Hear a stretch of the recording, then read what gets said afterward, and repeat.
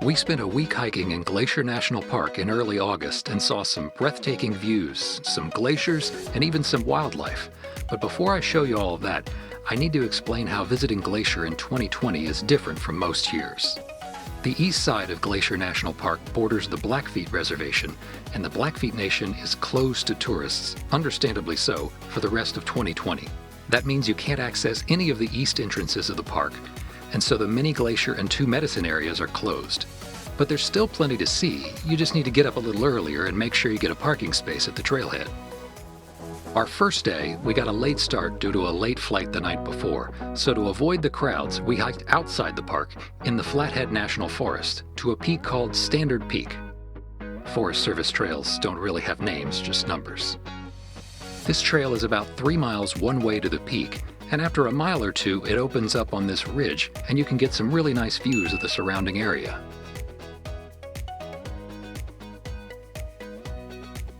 After a long, hot climb, we finally made it to the top. About 7,100 feet, and we hiked up about 2,000 to get up here in about 3 miles, which is not much for us normally, but man, it is hot today. It's over 90 down at the bottom, so we might not have brought enough water, and we're anxious to get down, get back into town, get cleaned up. The next morning, we woke up really early to head up Going to the Sun Road so we could get to the Logan Pass trailhead before it filled up. It's about an hour-and-a-half drive from where we were staying in Columbia Falls. Hello. We might need the bug spray. From there, we set out on one of the park's most scenic hikes, the Highline Trail.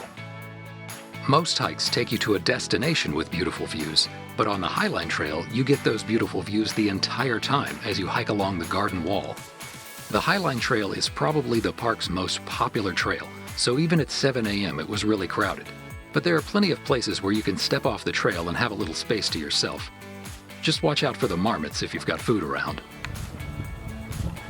Hey, get away from my stuff. Go. Shoot. Go. And marmots weren't the only wildlife we saw on the trail.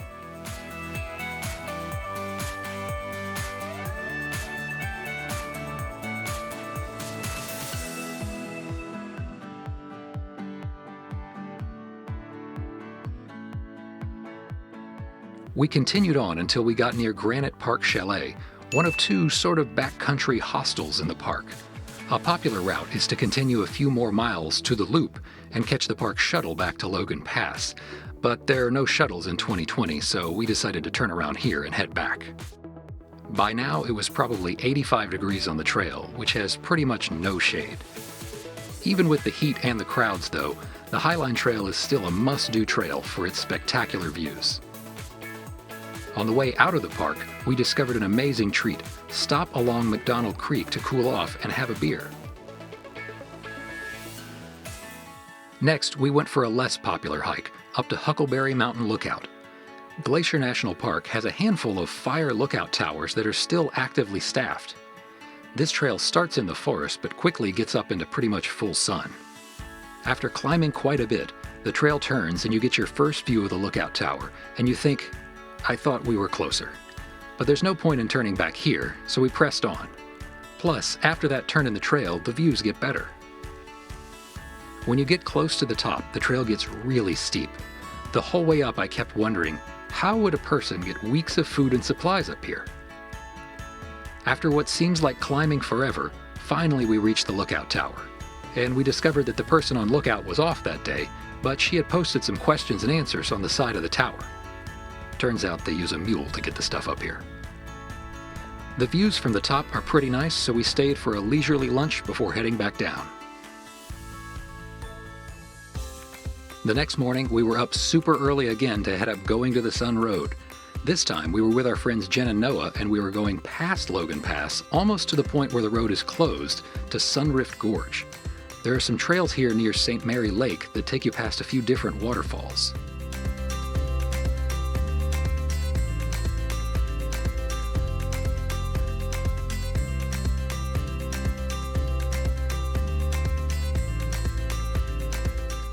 We had the place almost to ourselves on the hike out, but on the way back, it was pretty packed. Everybody wants to come and see the waterfalls. And not just people. We had to pull off the trail a few minutes to let this deer pass.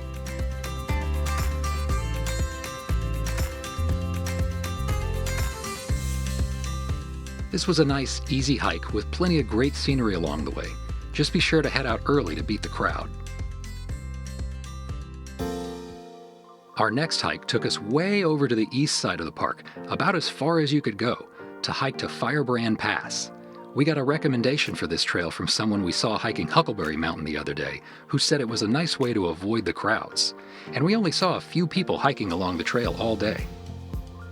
This trail starts in a flat field and then in the forest for a while, where the vegetation seems to keep getting taller and taller and taller. There's still a trail through it though. And then the climbing starts.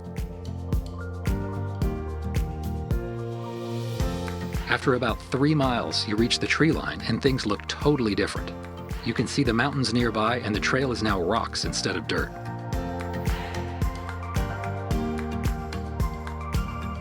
And at about 4 miles, you get your first view of Firebrand Pass. Except we didn't really know what we were looking at. Which was probably good. The trail looks a lot scarier than it is from back here. From far away, it looks like you'll be hiking along a steep cliff, but when you get up to it, it's not steep at all. All our hard work paid off when we got to the pass and saw the amazing views. This hike is totally worth the drive. It's just over an hour, which isn't really any longer than it would take to get up to Logan Pass.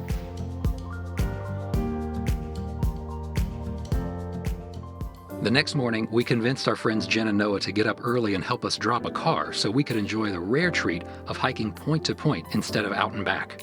So we left our car past Logan Pass at Sunrift Gorge, and then they drove us back a few miles to Siyeh Bend, where we set out on the Siyeh Pass loop. This trail starts climbing in the forest, and after a few miles you reach Preston Park, which is a series of high alpine meadows with lots of wildflowers. When we reached Siyeh Creek, there wasn't an obvious crossing, but we couldn't turn back even if we wanted to because our car wasn't at the trailhead where we started. After a few minutes, we figured out a way to cross without getting wet. The views in this part of the trail are spectacular, and we haven't even reached the pass yet.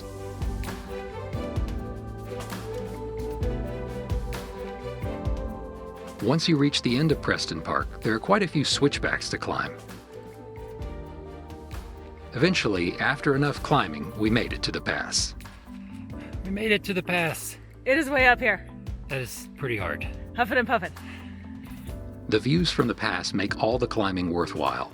And after a brief stop, we got to enjoy going down the pass a different way than how we came up. We found this side of the pass even more scenic than the way we came up. You've got a great view of Sexton Glacier and Going to the Sun Mountain the entire time.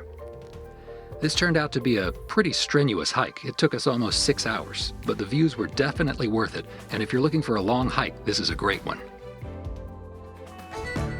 After such a strenuous hike, the next day we decided to take it easy and drove up to Bowman Lake, which is pretty remote. It's many miles of dirt road to the tiny town of Polebridge, which looks like something out of the Old West. Polebridge is way up on the north end of the park. In fact, it's closer to Canada than where we were staying in Columbia Falls. We saw on the park map that there's an entrance station at Polebridge, and we were surprised to see it's a real staffed entrance station. From here, it's 6 miles to Bowman Lake, but it's an uphill dirt road that's about 1.5 cars wide, so you need to keep an eye out for opposing traffic and pull over. The long drive is worth it though. Bowman Lake is huge, and it's like being at Lake McDonald back near the park entrance, except without all the crowds. We took a short stroll on a trail that goes alongside the lake and enjoyed a nice, easy day. On our last day of hiking, we set out for Piegan Pass, and finally we were done with all the hot weather. It's cold. It's 40 degrees and windy. It was hot here 2 days ago.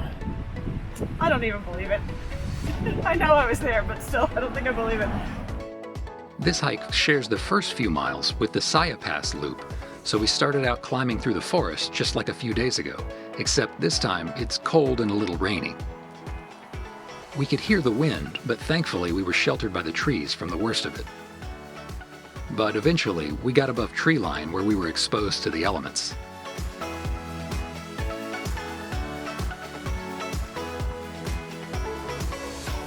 We were within sight of the pass, but it was so windy that we decided to turn back.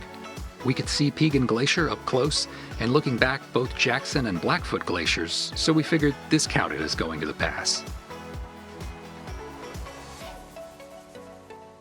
That wraps up our 8 hikes in and around Glacier National Park. We'll have to return someday when we can do some of the hikes in the areas that were closed during this trip, but for now, we're headed back home to start counting the days until our next trip.